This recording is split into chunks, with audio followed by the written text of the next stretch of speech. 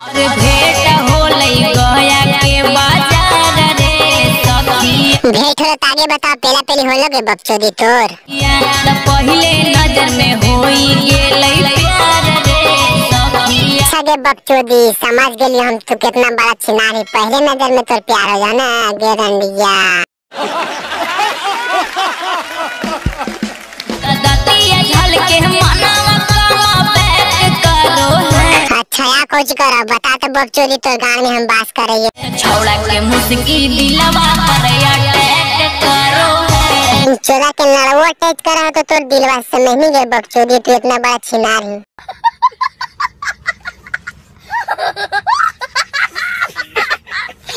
छौड़ा के मुस्की दिलवा पर अटैक करो है। छौड़ा के जूजी गणिया में तोरा टच करा।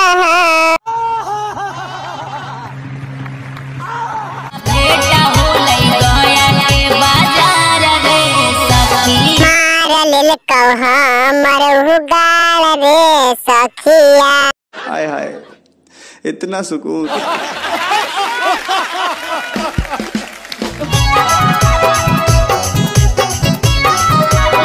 डांस तो बड़ी मस्त करेंगे बकचोदी। मन करा मोछ उचक के मरस गान मरा लिया है।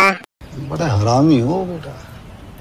आगे बकचोदी हमर दिल में ना भी अटैच कर रहा पर जमी तो खूब पेलवा तोरा। देखे में लागे हीरो जैसे खेसरिया रे। हे बहिन चोदी पवनवा खेसरिया फिर हम नहीं पर ठीक है। मार दे तो निकल शॉट तो उत्ते गिरी पट से। निकलो है जब लेके सिक्सर गड़िया रे। अच्छा सिक्सर गाड़िया लेके निकला हो ना तो कौची करा बहन चोदा आगे बता हमरा तू। सब छौड़िन के फीलिंग है करो है। अच्छा छौड़िन के फीलिंग है करो ना हम से छौड़िन से गान मराओ बहन चोदा। भाई वीडियो मजा आगले तो चैनल को सब्सक्राइब कर ले ठीक है। काय वीडियो खत्म हो गले इसने का था वीडियो तेरा चैनल को सब्सक्राइब कर बटन पे क्लिक करके ठीक है। ऐसे वीडियो दिमाग में मत लिया ठीक है।